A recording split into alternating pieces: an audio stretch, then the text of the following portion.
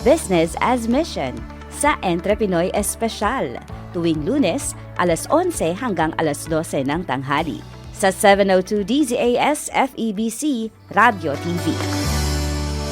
Ito po ang Entrepinoy Espesyal. Dito lang yan sa himpilang 702 DZAS FEBC Radio TV, agapay ng sambayanan. Muli, ako po si Arwel Mendoza at tayo po ay dadako na sa ating patok na negosyo segment kung saan tayo po ay muling makaririnig at makatutunghay ng kwento sa pagninegosyo. Hatid po yan ng ating mga matatagumpay na Entrepinoy at Entrepinay. And every Monday, tuwing Lunes, atin pong nakakasama ang mga kaagapay natin mula sa Business as Mission Philippines at hatid po nila ang iba't ibang makabuluhang talakayan na may kinalaman po sa ating pagbe-business. And today, ngayon pong umaga, isang entrepreneur na naman ang ating makakakwentuhan. Siya po ang General Manager ng DMI Medical Supply Co. Inc. Sila po ang maker ng kilala nating MX3, the leading natural food supplement dito po sa ating bansa. Kaya atin pong i-welcome si Ma'am Gina Espejo. Miss Gina, good morning po sa inyo. Good morning, Mr. Arrow. Yes. Good morning sa lahat. Magandang buhay, walang buhay pag walang Kristo sa buhay. Napakaganda naman po ng bati nyo. Magandang buhay at totoo po yan. Walang buhay kung wala ang Panginoon sa buhay natin. Oo. Yeah. Oo, kasi according to the Word of God, Ephesians 2:1, it says, no, lahat patay dahil sa kasalanan. And the only way mabubuhay is it's through the Lord Jesus Christ, according to John 14:6. Jesus said, I am the only way, no other way, the truth, siya ang katotohanan, at siya ang buhay. Amen. And ma'am, salamat po. Isa pong, ako po excite ma'am na kayo po ay makapanayam dito po sa ating programa. And tayo rin po ay nagpapasalamat sa BAM Philippines dahil nga po meron tayong pagkakataon na makapagkwentuhan at makapag-share po ng inyong inspiring story sa pagbe-business. Dahil po karamihan sa ating mga tagapakinig at taga-subaybay ay mga negosyante din at mga nagnanais na pumasok sa pagnenegosyo. Kaya talagang napakaganda po itong ating pag-uusapan. Pero bago po natin simulan ng ating masayang kwentuhan, Miss Gina, baka meron din po kayong gusto munang batiin or i-greet today. Gusto ko batiin yung mga taga Davao. Hello, how are you? Mga Bisaya, kumusta mo diha? Mga relatives, no, father ko kasi Ilonggo. Malalambing daw po ang Ilonggo eh. Oo. Kumusta ka mo dira? And then my mom, Ilocana.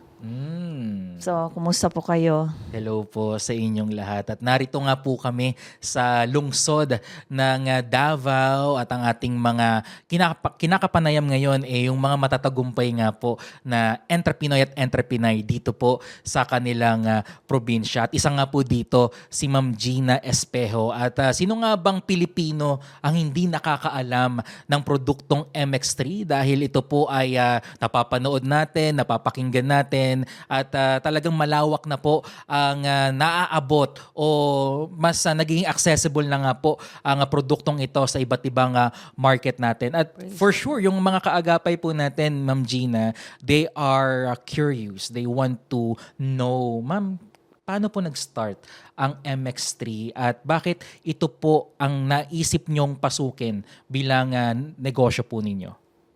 Actually, ang MX3 is just a sideline. Sideline lang po ang MX3. Our main line is into pharmaceutical business. So we have about 25 pharmacy outlets here in Davao.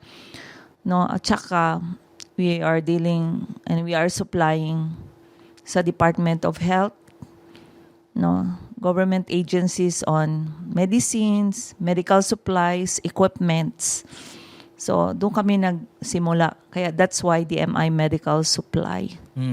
To tertiary hospital also here in Davao. Yeah. So, it started there. Pero ang MX3, wala ho yun. It's just a sideline from brokenness, from swindling. That I asked the Lord, just give me one product, Lord, to glorify you from Davao, Philippines, and to the world. It starts with asking the Lord how to glorify. Paano ko siya mabigyan ng kalugod-lugod? Yeah. At sa pamamagitan nga, no, yung pangunahing sangkap ng MX3 ay mangustin, ano, Yeah. na maraming benefits, ano, na naibibigay po sa ating mga kababayan. And also, ang kagandahan din dito, hindi lang po ito nakakatulong physically, itong MX3, kundi ginagamit din ng Lord upang makabigay din ng encouragement spiritually Yeah. sa ating mga kababayan. How was that? Bakit po sa bawat pakete or boxes ng MX3, talagang hindi po nawawala, ma'am, yung passage o yung powerful word ng Panginoon? Bakit? Mhm. Kasi yun ang mission namin as a company.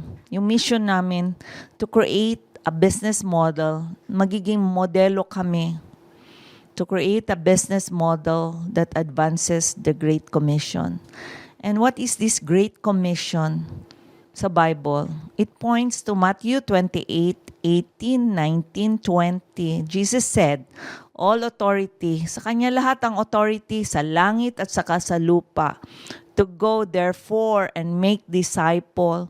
So discipleship is all about relationship. It's all about love and commanding, baptizing them in the name of the Father and of the Son and of the Holy Spirit. Teach them to obey everything I command you. Surely, ito ang promise na ito ang pinaghahawakan ko talaga. Lord, surely I will be with you till the end of age. So, it's not religion. It's all about relationship. Amen. Hindi po natin pinopromote, no, yung relihiyon, kundi yung malalim at totoong relasyon natin sa Panginoon. At yan nga po yung puso din ni Ma'am Gina, ano, at ng MX3, na hindi lang makatulong physically, kundi magkaroon din ng, makapagbigay din ng encouragement spiritually, lalong-lalo na sa mga kababayan pa natin na walang personal na relasyon sa Panginoon. At ito po yung beauty, ano, kapag ang negosyo po natin laging naka-align sa purpose na binigay sa atin ng Panginoon. And bilang isang business owner, ano, lalo na yung ating mga kaagapay din na nakatutok sa atin na nasa larangan ng negosyo, habang lumalaki po ang business, dumadami yung market share, tumataas ang kita, gumaganda ang cash flow, at maraming achievements na nare-receive like mga parangal or awards. Minsan, madaling isipin na lahat ng ito kaya natin na-achieve, it is because by our own strength, by our own ability, o ng ating sariling kalakasan. At nakakalungkot man, pero may mga pagkakataon na nakakalimutan natin na kung wala ang Panginoon, hindi tayo magkakaroon ng tunay na tagumpay. That's why napakaganda po ng paalala sa atin mula po sa Deuteronomy chapter 8, verses 17 to 18. Basahin ko po in Tagalog. Kaya wag na wag niyong iisipin na ang kayamanan ninyo ay bunga ng sariling lakas at kakayahan. Subalit alalahanin niyong si Yahweh na inyong Diyos ang nagbibigay sa inyo ng lakas upang yumaman kayo. Ginagawa niya ito bilang pagtupad niya sa kanyang pangako sa inyong mga ninuno. And with that, Miss Gina, sa inyong journey bilang isang business owner, may mga pagkakataon po ba? Kasi ito, kilala na po ang inyong negosyo, ang inyong produkto. May mga pagkakataon po ba na kung saan, admittedly, you claim the credit ng success ng negosyo at tila ba nakalimot na ang Diyos talaga ang tunay na source ng success? Merong instances? Yes, ma'am. I believe that was before na hindi ko pa na-experience yung grasya ng Panginoon sa buhay ko. Kasi pag walang kwarta nga, walang kwento Walang ang kwento. pinapag-usapan. Yes. No? Pero sabi sa akin ng Panginoon, no, the time that my mother taught me to read the Bible, to pray, tinuruan niya ako magbasa ng Bible, to pray and to worship God. Hindi ko maintindihan bakit kailangan kong kumanta, dapat ko itaas ang kamay. Yung pala, nabasa ko din sa Bible na to rejoice in the Lord, rejoice, na buong saya-saya pala kung may Kristo sa buhay. Na even in praising and worship, makasayaw ka talaga. Yung pala, ang saya na yon at ang kapayapaan ay galing kay God, kay Kristo. Hindi galing sa mundong ito. Iba kasi yung mundo. Kung saan ba ang hugot ng saya mo, Aro? Kung ang hugot mo galing sa Panginoon, iba ang saya. Yes. Kahit in times of problema sa negosyo, in times sa nangyaring pandemic, masaya ka pa rin, magtaka ka. Yung pala, galing sa Panginoon. Yes. At ang mundong ito, yung ino-offer na kasiyahan, karangyaan, they're all temporary. Oo. Pero ang mula sa Panginoon, that's all eternal. Yeah. At saka sinasabi pa ni Lord, ni Jesus, sa kanyang salita sa Bible, 6:3-5 of John. I am the bread of life. Those who come to me will never be hungry. May tao na kahit nakain ng kain, gutom pa rin, di ba? Those who believe in me will never be thirsty. Oo nga, kanina, gusto mo ba umihi, Miss Gina? Hindi nga ako maihi kasi gusto ko nang interviewin mo ako eh. Salamat po. No, so it's Excitement talaga. Oo, excitement na. Oh, Lord God, gusto na kita. You know, gusto ko na ikaw gawing superstar dito sa interview na ito. Praise God. No, hindi ako kundi ikaw, Lord. Yeah. And with that, Ma'am Gina, with the success of your business, with the success of MX3, paano niyo po pinapaalalahanan ng sarili niyo? Siguro maganda rin na i-share niyo rin to sa ating mga negosyante, no, na nakikinig sa atin ngayon. Paano niyo po pinapaalalahanan na ang inyong sarili na ang tunay po na success ay galing sa Diyos at hindi po sa sarili nating karunungan at katalinuhan?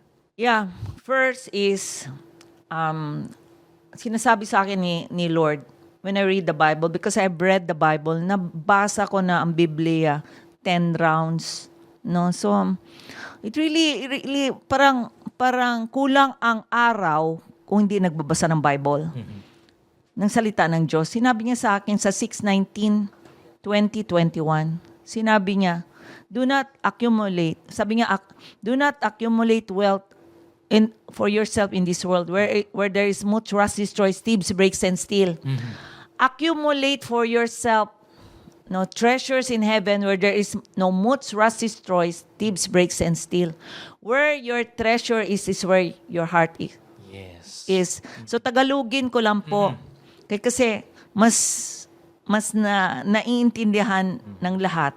Huwag kayong mag-impok ng mga kayamanan dito sa lupa. Dito'y may nirang insekto at kalawang. Wow. At may nakakapasok na magnanakaw. Sa halip, mag-impok kayo ng kayamanan sa langit. Dooy walang naninirang insekto at kalawang at walang nakakapasok na magnanakaw, sapagkat kung saan naroroon ang inyong kayamanan, naroroon din ang inyong puso. So ito ang sinasabi sa akin ni Lord several times. Saan ba ako mag-impok, Lord? Of course, mag-impok ako sa iyo. Kasi sinabi niya naman sa akin sa 2 Corinthians 8:15. Ang sabi niya sa akin, tulad ng nasusulat, ang kumuha ng marami ay hindi lumalabis at ang kumuha ng kakaunti ay hindi naman kinukulang. So for me, really struck ito sa akin, whoever gather too much will never gather much. But whoever gather too little will never lack. So marami kang pera, marami ka ng bayarin. Hindi ka nga halos makatulog. No? Sa equity market, sa bonds, ano na nangyayari? So kung wala kang pera, kung may Kristo ka sa buhay mo, you will never lack. Ang ganda po ng sinasabi nyo, Ma'am Gina, na sa lahat ng ating ginagawa, we must prioritize worshiping God. Yeah. Oo. Kasi lahat naman ng meron tayo, hindi naman talaga galing po sa atin yan. Kundi laging galing yan sa Panginoon. And we must acknowledge that everything that we accumulate, everything that we have, lahat yan ang Panginoon na nagsusustain at nagpo-provide po niyan sa atin. And yung katulad nga po nung binasa ko kanina, no, from Deuteronomy 8:17 to 18. Yeah, that's my favorite verse Yes. also. May warning doon ng Panginoon, Oo, di ba? beware. Beware. Yes, do Sabi not niya, forget. beware. Do not forget. Yes. So, mean to say, it points to 1 Corinthians 1:31. Kung gusto ko man magpahambog, ano ba yung pahambog sa Parang Tagalog? may kayabangan. Kung gusto mong magpayabang, Miss Gina, sabi niya, kung gusto mong yumabang, Gina, ang pwede mong ipagyabang, ako lang. Yeah. Oh. Yes. Oo. Ang ipagmamalaki natin na meron tayo ay ang Panginoon. Other than the success, no, than dun sa maraming achievements na ating na-receive. And for sure, sa inyong journey, ma'am, dahil nga naging successful po ang inyong negosyo, may mga pagkakataon na syempre binabati po kayo, kino-comment kayo, pero as business owner na ina-acknowledge na lahat ng meron tayo ay mula sa Panginoon, how do you redirect glory and praise to God when others commend your business success? Ayan. Parang ang sarap, no, na yung pinupuri ka. Ayaw ko nga marinig na sabihin nila, I am the owner. Sabi ko, ops, correction please. So, I gave them Psalm 124:1. The earth is His, the earth is God's, and everything. Lahat tayo. Ako, no? It's His. Kanya lahat. Ikaw, ako, we are created in His image and likeness. So, lahat ng mga bagay sa mundo, Kanya. Amen. Kaya mangyari, wala sa akin, even ang aking wisdom, knowledge, discernment, galing yan sa Holy Spirit, Amen. kay God. No? 1 Corinthians 12:8, galing, kahit na yung aking pananampalataya, galing kay Kristo, galing kay God talaga.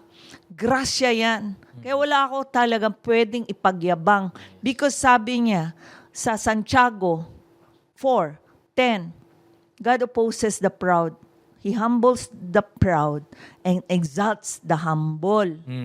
That's why ang ating pagnenegosyo, it is not for self-glory nor self-exaltation. Dapat kanya lahat. Kanya lang. Because true business is all about God. It's not about us. Kung may praises, alam mo, I will always and often say, ang sinasabi ko, to God be all the glory. Kaya lahat television, merong to God be all the glory. Yeah. Because sinabi niya sa Bible Sabi niya sa salita, Proverbs 3:6, in all our ways, acknowledge Him, and He is going to direct our path straight.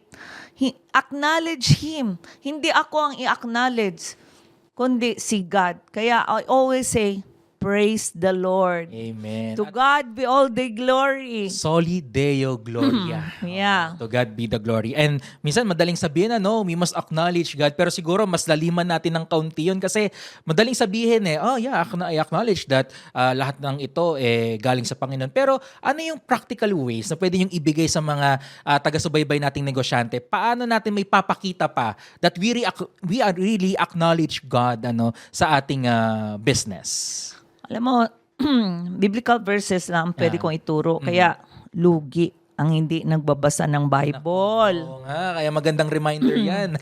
Oo, kung gusto ninyo po maging mayaman, prosperous and successful, according to the Word of God, Joshua 1:8, do not depart the book of the law.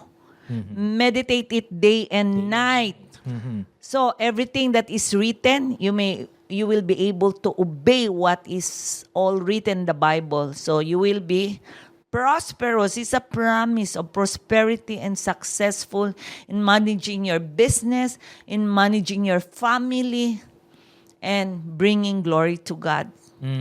So, success is a gift. Regalo ito ng Panginoon. Security is a gift from God. Satisfaction is a gift from God. Ano yun? It points to Salmo 127:1-2. Sabi niya sa Tagalog, maliban nga na si Yahweh ang nagtatag nitong bahay, ang ginawa ng nagtatayo ay wala ring kabuluhan. So therefore, unless God builds the city, the builders builds it in vain. Tapos ang sabi niya, maliban nga na si Yahweh ang sa lungsod ay gumabay, ang pagmamasid ng bantay ay wala ring saysay. Yeah. So, no, unless God watch the city, the watchmen watch it in vain.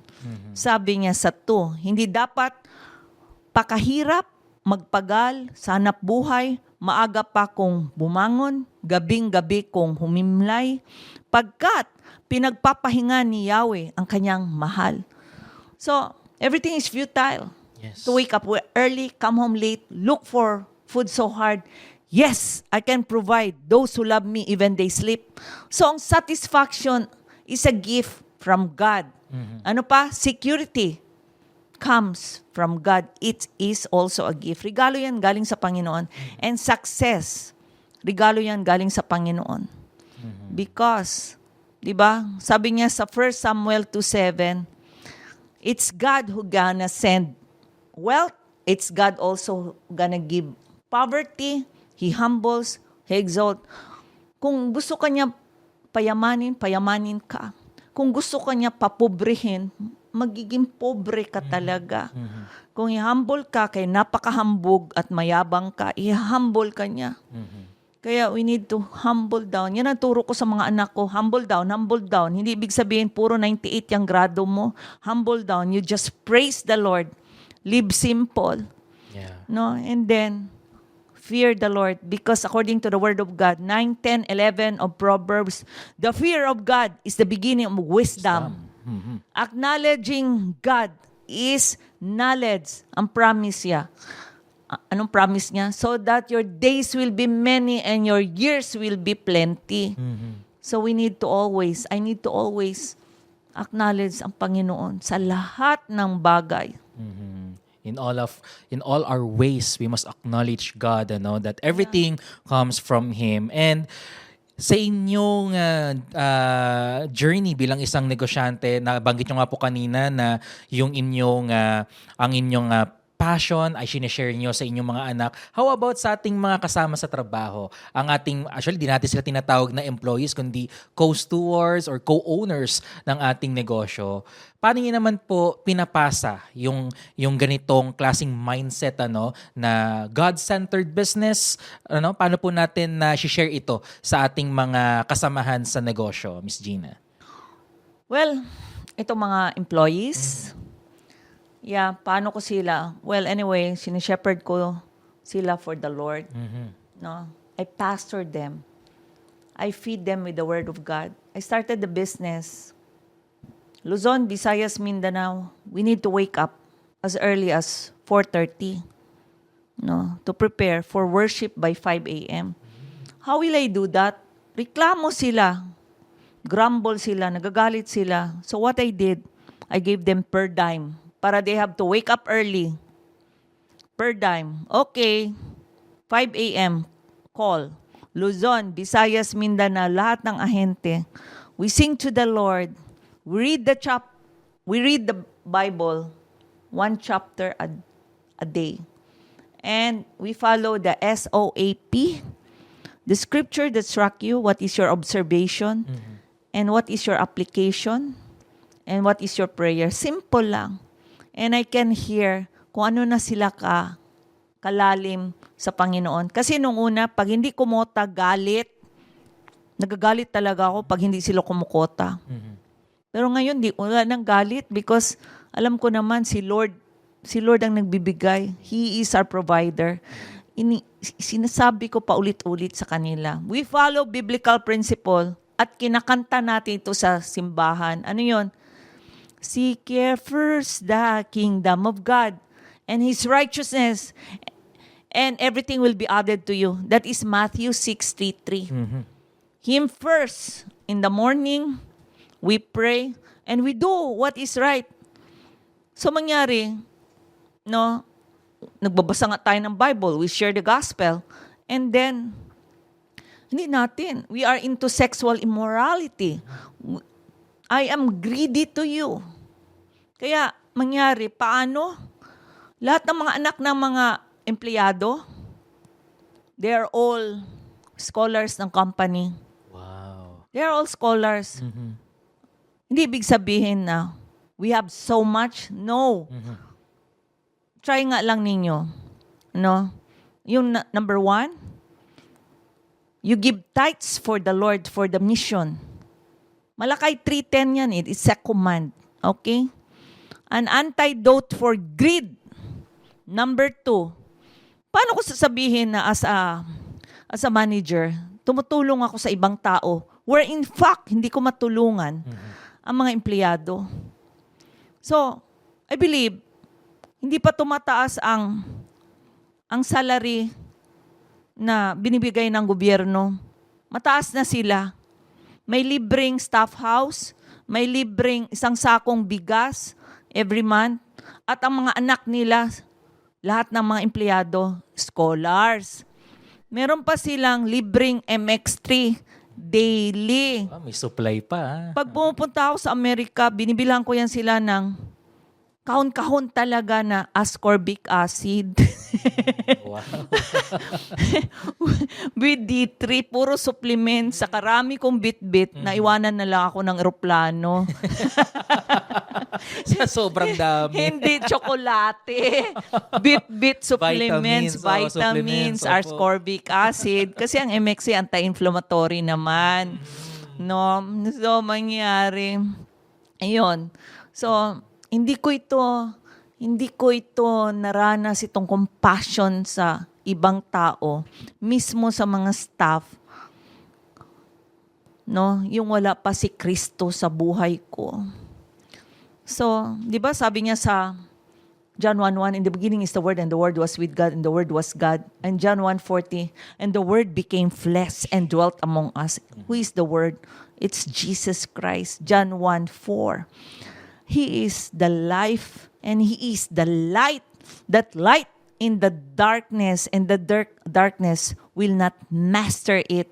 So, si Jesus, kung magbasa ka sa Bible ba, He created everything according to John 1:3. Si Jesus, no, created everything, and He is the Word, and He is the truth. Kaya lugi ang hindi nagbabasa ng Bible.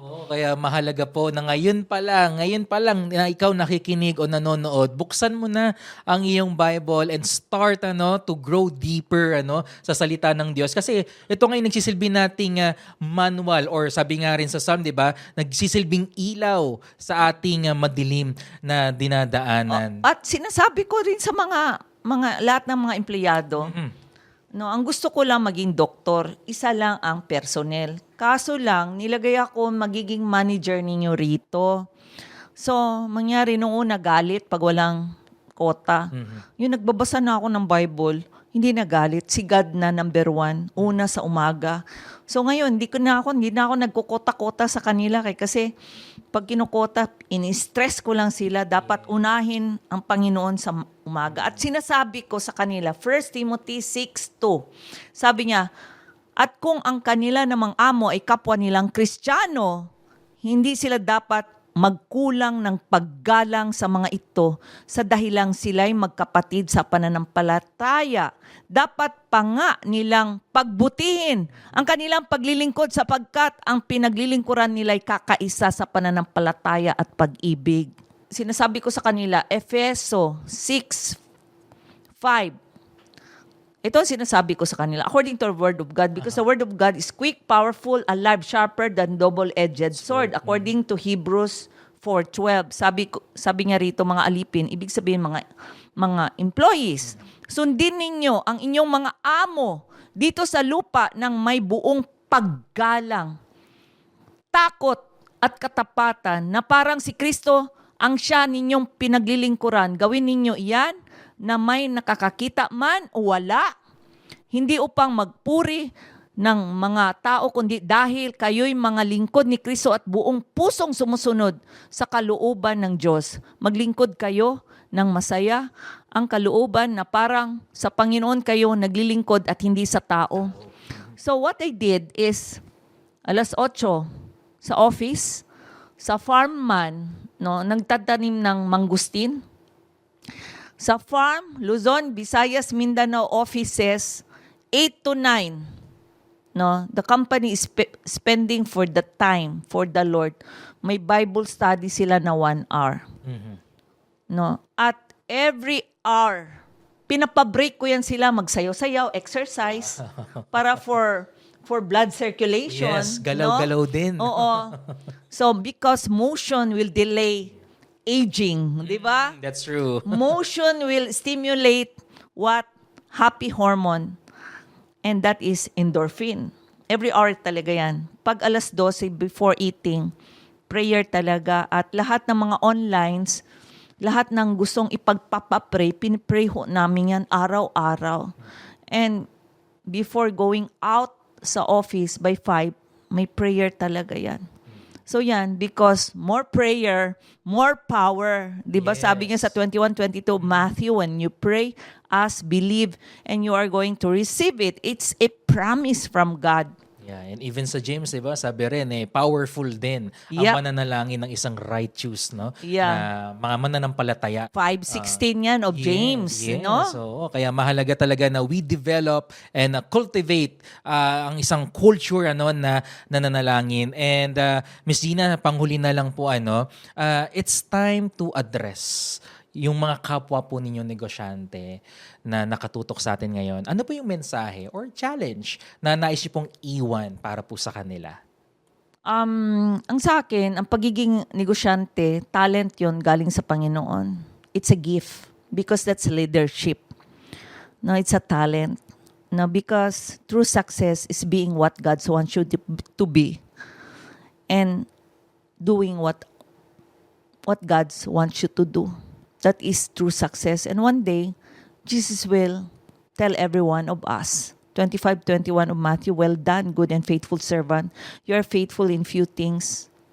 I will put you in bigger things. So faithfulness ang gusto ng Panginoon in doing the Word of God. Hindi lang nakakahon ang salita ng Panginoon, nakakahon din itong ating objective. Di ba ang objective natin is we need to have profit. Yes. So, and what is this profit all about? To bring glory to God. And the greatest commandments, 2:3, 7, 3, 8, 3, 9 of Matthew, to love God with all our heart, soul, mind, and strength, and to love others as we love ourselves. And I can never love God if I'm greedy, because according to 5:5 of Ephesians, ang greediness, ano ba Tagalog sa greediness? Parang yung greedy, yung greed, parang sakim. sakim. Ang kasakiman is idolatry. Idolatry. Akala ko, mag-worship ka ng whatever gross stick image, yan lang yung idolatry. Yung pala, ang kasakiman, according to the Word of God, Ephesians 5:5, is idolatry. And according to Isaiah 42:8, sabi, I am Yahweh, I am Jehovah. I will never share my glory to anyone else. So, according to 1 Timothy 6:17, ito sa mga negosyante, at alam ko lahat ng mga negosyante may pera.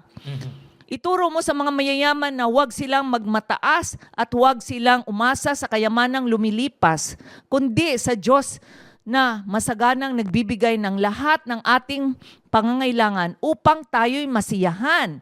Turuan mo silang gumawa ng mabuti at magpakayaman sa mabuting gawa, maging bukas palad at matulungin sa kapwa. Sa gayon, nakakapag-impok sila para sa matatag na hinaharap at makamkam nila ang tunay na buhay. Praise the Lord. To God be all the glory. And with that, Ma'am Gina, maraming salamat po sa inyong powerful na testimony at pagbabahagi ng inyong storya sa pagnenegosyo. And siguro... And Auro, Opo. Just to remind everyone that itong negosyo na ito, dapat alamin natin ang gusto ng Panginoon. Amen. It should be biblical. It should be authentic, hindi lang salita-salita. And it should be missional. We engage to people because we wanted to bring them to Jesus. Because yun nga, kung walang Panginoon Hesukristo, walang buhay. Walang buhay. Akala ko, noong una, ang nagbibigay saya sa akin ay ang pera lang. Pero according to Hebrews 13:5, sabi niya sa akin, Gina, I will never leave you nor forsake you. Yan ang gusto ko, Panginoon. Please don't leave me because I'm fearful about COVID, gera, earthquake, famine. No? At ito lahat nakasulat sa Matthew 24:7 and 8. Pero sabi niya, may kondisyon ako sa iyo, Gina. Number 1, your conduct should be free from the love of money. Number 2, be contented. And promise niya, I will never leave you nor forsake you. Amen. Yan ang patuloy nating pangahawakan na anuman yung pagdaanan natin sa pagnenegosyo, God is always with us because He is our Emmanuel. Yeah. Yan ang pangako niya sa atin, di niya tayo iiwan ni pababayaan. So, Pero may kondisyon. condition. Siyempre, dapat two-way yan, may cooperation Yeah. na nangyayari. Oo. And, May kondisyon opo. Ma'am Gina, maraming salamat po and for sure, marami pong mga na-bless at na-inspire po, ma'am, sa inyong negosyo. Baka may uli pa po kayong mensahe, ma'am, na gusto nga i-share po sa kanila. Ang sinabi niya, because gusto ko lang ito i-connect Yes. sa contentment. Mhm. Contentment. Ang sinabi niya sa 6:6, sabi niya, wala tayong dalang anuman sa sanlibutan at wala rin tayong madadalang anuman pag alis dito. No, wala tayo. We brought nothing, di ba? Naging nurse ako. No, naging nurse ako. Gusto ko kasi mag-say bye-bye to the Philippines because we were swindled 25 years ago. Being a pharmacist, pero kaso lang hindi ako nakapasa sa PRC exam. Akala ko napakabobo ko na. Pero yung pala, when I took the pharmacy exam, wala naman akong review, pero nakapasa ako. And napakahirap ang exam ng pharmacist. Yun sa nursing, parang grabe ng review ko pero hindi ako nakapasa. Pero sa real estate, wala nga din ako review. Kulang ang review ko pero nakapasa ako. Alam mo ang sikreto doon? Sa being a pharmacist, sabi ko, Lord, let me pass the exam because I wanted to help my mom recovered because namatay ang father ko with cardiac arrest when I'm still small. And my brother died with colon cancer when I was small. Wala pang MXC noong una. So mangyari, let me pass the exam. I wanted to help my mom. Check. Pasa. Pero sa nursing, Lord, let me pass the exam because I want to say bye-bye sa Pilipinas because I got swindled because so nagtitiwala po ako sa mga tao kaya sabi ni Lord, wag magtiwala sa tao. Curse yan. Tunglo yan. Magtiwala sa tao. Magtiwala ka sa akin, Gina. And that is faith. Yeah. That I am assured of what I'm hoping for and convinced of what I cannot see. So magtiwala ka sa akin. So mangyari yan, yun, di nga ako nakapasa. So Lord God, dito pa rin ako sa Pilipinas. So nagtanim nga lang ako ng mga punong kahoy. For the planet, environment. And one of our three-pronged purpose is for environment conservation. Yeah. No, for the planet, no? yeah. Kasi lahat na, rami na nagpuputol ng mga punong kahoy. So kami tanim. And we have already planted about 16,000 mangosteen trees, no? So mangyari, and another is employment generation for the people, to employ people, no, help people. Yan ang gusto ng Panginoon. No, and education. Yeah. Environment, employment, education. That is our three-pronged purpose. Education. Teach them about the Word of God. Teach them the values. No? So we have core values also. And our core values is greatness. Wow. No, greatness is G stands for godliness, result-oriented, R, excellence, ganyan. So, T is trailblazer. We claim for God's promises that we are the head and never be the tail because we are in the Lord. Wow. And Okay. praise God. Nako, ma'am, maraming that maraming is salamat po. great, di ba? Yung greatness na nagmumula sa Oo. Panginoon. At saka sabi pa ni Lord, or Aro, Apo. 1 Timothy 6:9, ang mga nagnanasang yumaman ay nahuhulog sa tukso at nasisilo sa bitag ng masamang hangaring magtutulak sa kanila sa kamatayan at kapahamakan. Sapagkat ang pag-ibig sa salapi ay ugat ng lahat ng kasamaan dahil sa paghangad na yumaman, may mga taong nalalayo sa pananampalataya at nasasadlak sa maraming kapighatian. So I need to seek ye first the kingdom of God and do what is right, and everything will be added to you and me.